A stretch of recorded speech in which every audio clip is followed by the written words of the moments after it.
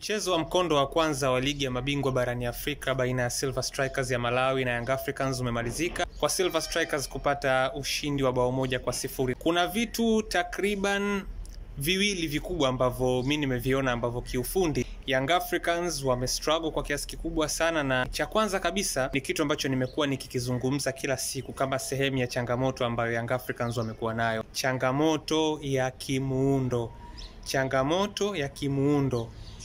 Vertical compactness.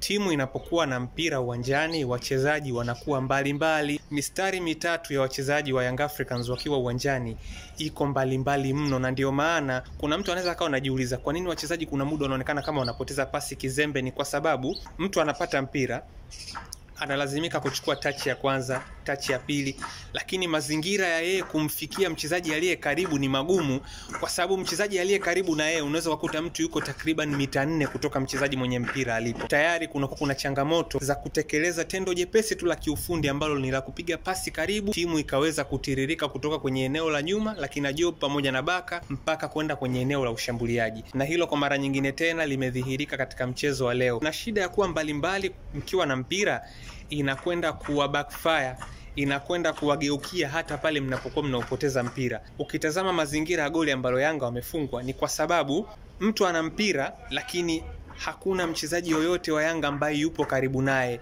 Mistari yote ya wachezaji iko mbali, mpira unapotea lakini hakuna mchezaji karibu ambaye anaweza kwenda kumsumbua. Sio kwamba labda kiidadi Yanga walikuwa hawana wachezaji wengi nyuma ya mpira, hapana. Bado ukijaribu kuangalia mchakato wa goli, Silver hawakuwa na idadi kubwa ya wachezaji kuliko Young Africans wakati wanashambulia kwenda kutafuta lile goli, lakini wachezaji wa Yanga walikuwa mbalimbali, na ndio maana hakuna mtu ambaye alikuwa anaweza kwenda kumdhibiti Uchizi Vunga ambaye alikuwa anachanja mbuga tu katikati ya mistari ya Young Africans. Mtu ana mpira, wenzake wako mbali. Mtu ana mpira, wachezaji wameutangulia mchezo, wamemwacha yeye, watu wako nyuma ya watu, pasi zinapotea kwenye mazingira ambayo ni ya hatari.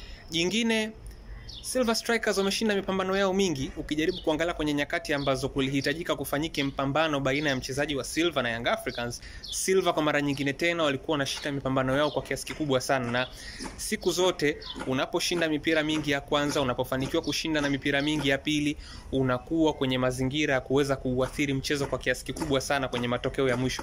Silver kiukweli ukijaribu kuwatazama namna ambavyo walikuwa wanacheza, walikuwa hawaruhusu nafasi kubwa baina ya mistari yao yote, lakini ukitaka kujua utofauti wa namna ambavyo Silver walikuwa wanazuia na Young Africans wamepata nafasi nzuri, naweza nikasema moja tu kwenye ule mchezo, ambayo labda mwenye mpira alikuwa kwenye nafasi ya kufanya kitu katika lango la Silver, na ni nafasi ambayo aliipata Mohamed Dumbia. Lakini Silver wamepata takriban nafasi 3, ukitoa hata ile moja ambayo ilikuwa ni offside, lakini kulikuwa kuna zingine 2 ambazo mchezaji alikuwa kwenye mazingira mazuri tu ya kuweza kufanya kitu dhidi ya Diarra. Sasa hiyo peke yake inakuonyesha utofauti wa namna ambavyo Silver walikuwa wanazuia, mistari yao ilikuwa iko karibu, walikuwa hawaruhusu nafasi. Young Africans on the other hand walikuwa wako mbalimbali, pasi moja kuna muda inaweza ikavunja mistari miwili, walikuwa wanafikika licha kwamba kuna muda Silver walikuwa hawashambulii na wachezaji wengi. Kwa hiyo vitu viwili tu, Young Africans na changamoto zao za kimuundo ambazo wamekuwa nazo hata kwenye kipindi ambacho walikuwa wanapata matokeo chini ya Folds, lakini Silver Strikers walikuwa bora zaidi kwenye mipambano ya kwanza, mipira ya pili